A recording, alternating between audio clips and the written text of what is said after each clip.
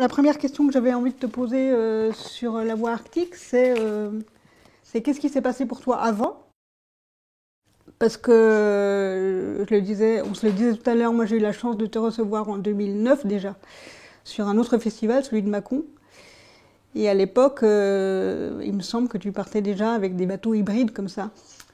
Est-ce que pour que nos spectateurs comprennent bien un peu tes différentes aventures, tu peux nous faire un petit topo sur ce qui s'est passé pour toi depuis 15 ans avec ce type de bateau?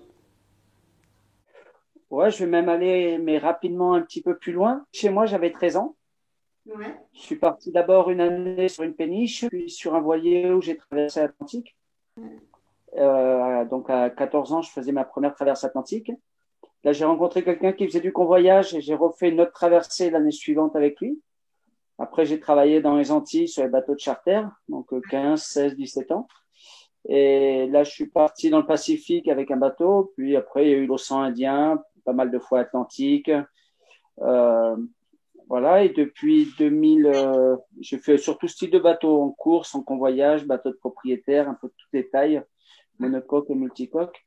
Et en 2004, hein, juste après la mini transat, donc la traversée atlantique en solitaire sur des bateaux de 6,50 m en course, j'ai embarqué comme second capitaine sur Tara. Ah ouais, ça je savais Je pas, suis d'accord. allé d'abord un gros chantier de remise en état du bateau, vu qu'il venait juste d'être acheté. Et après, pour une expédition au Groenland. Et c'était magnifique, la découverte de l'Arctique. Mais avec un bateau comme ça, on est second capitaine, en fait, on est tellement pris par la technique qu'il y a plein d'endroits, je les ai vus en photo, mais pas en vrai, alors que j'y étais. Donc j'ai trouvé ça assez décevant et j'ai voulu repartir avec un bateau beaucoup plus simple et un bateau où on est plus proche de la nature parce que petit et simple et uniquement à la voile sans moteur. Donc, avec ma femme, on a construit Babouche, un premier bateau qui naviguait sur l'eau et sur la glace, un petit catamaran de 7 mètres. D'accord. Et on a fait le passage du Nord-Ouest en 4 mois et demi. Et on est les seuls à avoir fait uniquement à la voile. Et à l'époque, on était le 24e bateau à faire le passage du Nord-Ouest. Donc, on n'a pas été obligé de monter sur la glace comme on espérait glisser aussi sur la glace avec le bateau. Et j'ai eu envie de repartir et d'aller dans un endroit où il y a beaucoup plus de glace encore aujourd'hui. C'est vraiment l'océan Arctique en direction du pôle Nord. Je voulais faire traverser l'océan Arctique. Donc j'ai fait 3 tentatives en 2011, 2013 et 2018. Voilà. Entre 2013 et 2018, j'ai passé un an et demi au Groenland en famille, Ah sur un ouais, bateau. On super, a hiverné là-bas. super. Et voilà, à peu près mon parcours rapide. Et j'allais dire ta relation avec ce type de bateau un peu hybride, de bateau luge, l'idée te vient d'où? C'est toi qui as construit tout ça? Tu peux nous raconter un petit peu? Oui, c'est des bateaux en fait que j'ai conçus et construits. Quand je travaillais sur tout ce type de bateau, j'ai travaillé entre autres sur les bateaux de course et dans divers chantiers. Donc j'ai appris à construire, j'ai appris à dessiner aussi les bateaux. Et donc je construis mes bateaux et je pars avec. Et Babouche, c'était déjà, en fait, l'idée est venue, c'est un passage du Nord-Ouest, surtout sans moteur, où on ne peut pas pousser la glace. Mais le moyen de se défendre de la glace et d'arriver à passer, c'est de monter dessus et glisser. On a été assez étonnés parce que ça marche vraiment bien. Donc, suite à ça, pour essayer d'aller au pôle Nord, une solution, c'était justement de pouvoir monter et glisser sur la glace. Et donc, j'ai conçu 4 bateaux pour naviguer sur la glace. Et là, le dé est vraiment très, très performant sur l'eau et sur la glace. Ok, super. C'est des catamarans assez légers. C'est-à-dire, là, le dernier fait 7 mètres de long, mais 200 kilos, capable de résister à des impacts très violents. En fait, j'utilise un nouveau matériau, c'est un ami qui l'a mis au point au Québec il y a une dizaine d'années. C'est l'inégra et le basalte. Et ça fait que la coque, elle fait moins d'1 millimètre d'épaisseur, mais on peut taper à la masse dessus et ça fait rien. Et la dernière expé, c'était 3 mois sur la banquise, donc 3 mois à taper dans la glace, souvent très violemment, et le bateau a aucun impact, il n'y a aucune trace. Ok. Pour qu'un projet comme ça ait lieu, il faut le bateau, il faut l'équipage aussi. Est-ce que tu peux nous en dire plus sur tes deux coéquipiers? Parce que tu les présentes un petit peu au début du film. Et il me semble que tu dis quelque chose du style à trois, c'était l'équipage idéal. Pourquoi, pourquoi eux et qu'est-ce qui vous lie dans la vie ou sur l'eau? En fait, les précédentes fois où je suis allé là sur la voie arctique, on n'était qu'à deux. Et là, j'ai décidé d'y aller à trois parce que à deux, souvent, on manquait un peu de puissance pour pousser le bateau dans les cahots. Mais c'était un peu, du moins souvent, on dit trois, c'est le mauvais chiffre. Et en fait, la 3, ça a été un très beau chiffre parce que ça s'est super bien passé entre nous. Mais il faut dire que Eric, je connaissais bien. On a fait une partie du passage du Nord-Ouest ensemble. Et puis, c'est le mari de ma cousine. On se voit assez souvent et on s'entend super bien. Donc, j'avais pas de doute et c'est quelqu'un de très, très facile à vivre. Vincent, par contre, c'était un peu plus risqué parce que je le connaissais presque pas. C'est Éric Brossier de Vagabond qui me l'a présenté parce qu'il savait que je cherchais un équipier.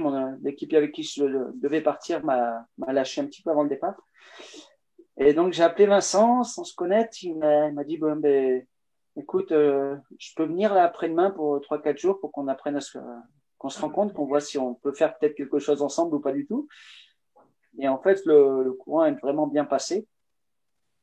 Et Vincent, il est souvent équipier avec Borge Ousland. Donc voilà, c'est un habitué aussi de ce genre de conditions. C'est aussi quelqu'un de très facile à vivre. Et Eric et Vincent se sont rencontrés simplement la veille du départ, parce que Eric était dans un tour du monde en famille à vélo. Et donc c'est la veille du départ uniquement où ils se sont rencontrés. Et on est parti donc trois personnes à pas se connaître énormément et on est rentrés trois bons super potes. On n'a eu aucun accrochage, on a toujours fait très attention aux uns les autres. C'était vraiment une belle histoire humaine. Ouais, ça, en tout cas, ça se voit bien beaucoup dans le film. Il y a beaucoup de sourires et beaucoup de complicité et beaucoup de fraîcheur. Voilà, je voulais aussi te remercier pour ça parce que c'est un film vrai, authentique et qui suit juste trois mecs qui ont envie d'aller se confronter à l'Arctique. Et il y a beaucoup de. On sent pas d'accrochage, donc ma prochaine question, c'est est-ce qu'il s'est quand même, il y a quand même eu des petits moments un petit peu durs. On voit dans le film qu'en termes de météo, bon, il y a quand même deux, trois trucs difficiles. Il y a le moment où, enfin, plusieurs moments pendant le film où vous voyez que vous avancez pas comme vous auriez aimé. Est-ce que ça a mis de la tension ou est-ce que vous avez toujours réussi à trouver Non, il n'y a pas eu de tension. Il y a eu une petite tension la première semaine juste après le départ, mais c'était juste histoire de mettre les trucs au clair entre nous, mais ça a duré 2 heures, même pas 1 heure. Voilà, c'est monté, on a discuté, puis tout est passé. Après, il n'y a plus jamais eu le moindre truc, le moindre problème. Après, tous les trois, on n'est pas là pour battre des records, on n'est pas, je pense on est très endurant, on est sportif, on peut dire, mais on n'est pas là comme des sportifs. On est là pour l'endroit avant tout. On a envie de vivre dans cet endroit-là, plus que d'être le plus rapide à faire d'un endroit à un autre. Et donc, on n'a jamais été contre la nature. On a toujours été heureux d'être dans cette nature, de la découvrir, de rencontrer les animaux, des nouvelles glaces, voilà. Et donc, vu qu'on était sur la même longueur d'onde par rapport à ça, c'est super bien passé. Ouais, ça se sent d'ailleurs même à la fin du film vous êtes obligé de revenir à terre et que vous n'êtes pas au Spitzberg. Il n'y a aucun type de déception ni d'amertume. On sent vraiment trois garçons heureux d'avoir vécu ça ensemble et de revenir à terre, même si c'est pas là où c'était prévu. Euh, je trouve qu'il y a un vrai vent de fraîcheur par rapport à ça aussi. Il n'y a pas d'enjeu spécifique. Et ça fait du bien en fait de voir juste trois mecs heureux quoi, d'être là.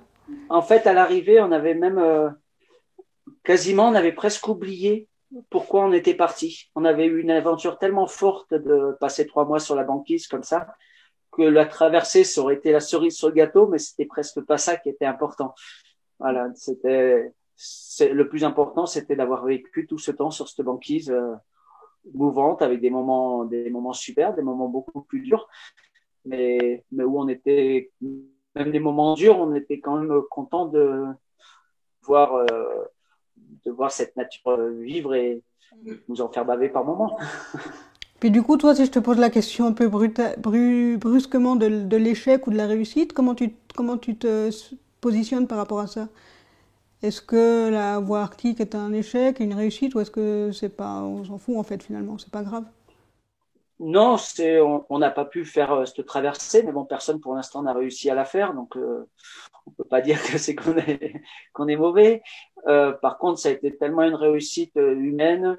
Après, on a ramené, malheureusement, les scientifiques, on leur a ramené pas mal de trucs. Ils en ont pas fait grand chose, mais bon, en tout cas, on a essayé nous de leur ramener le maximum d'informations. Techniquement, le bateau a super bien marché. Euh, Tout l'équipement, la nourriture, ça a été super, et on est rentrés tous les trois en pleine forme. Après 3 mois d'expé, on n'avait pas perdu de poids. Moi, j'ai perdu 1 kilo, Vincent est resté stable et Eric a pris 3 kilos. Donc, c'est assez rare, ouais, aucune gelure, rien. On était vraiment en pleine forme jusqu'à la fin, jusqu'au dernier jour. Super. J'ai encore une question, cette fois plutôt par rapport à l'objet film en fait. Moi, ce que j'ai personnellement, après, bon, c'est mon ressenti, mais personnellement, j'ai beaucoup apprécié le fait que le film prend son temps en fait. On est vraiment installé avec vous dans l'aventure et ça prend son temps. Il n'y a pas de, c'est pas surfait. Vous n'avez pas recours à des time-lapse ou à des trucs de montage pour faire passer le temps plus vite. On est vraiment installé là-dedans. C'est pas souvent le cas dans les films d'aventure. Est-ce que c'est un parti pris? Est-ce que c'est volontaire de ta part de Oui, laisser passer le alors temps de cette on n'a façon? pas pu le faire exactement comme on voulait parce qu'on n'a pas eu du tout d'argent. C'est-à-dire que la boîte de prod nous a lâchés. Mais ils n'ont pas réussi à trouver d'argent pour le faire. Et finalement, on s'est décidé avec Arnaud, donc avec qui on devait, mon co-réalisateur, de monter le film nous-mêmes comme ça. Voilà. Donc, mais l'idée quand même, moi, je tenais absolument que le film représente au maximum ce qu'on a vécu. Et ce qu'on a vécu, c'est pas un sprint, c'est plus un marathon, c'est long, on prend notre temps, on cherche pas à faire 50 km dans la journée et le lendemain être KO et être trop fatigué. Non, il faut qu'on tienne sur le temps, il faut qu'on se. Et donc, voilà, c'était un truc auquel je tenais que le film reste dans un temps d'expédition, pas dans un temps d'une balade à la journée. Oui, en tout cas, pour moi, ça a été très appréciable. C'est vraiment une des raisons pour lesquelles j'ai vraiment adoré ce film.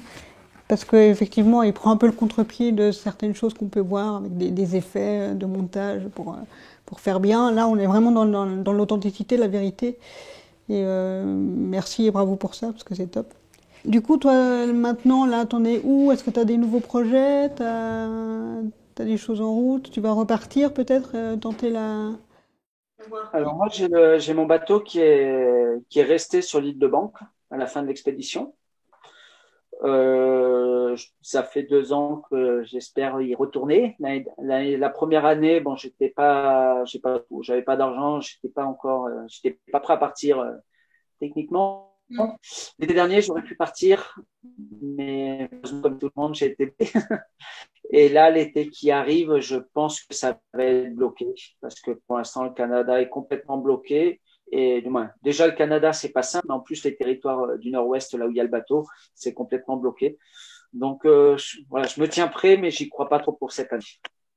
Et du coup, Ça sera l'année d'après. hors Covid, bah, imagine, il n'y a pas tout ça.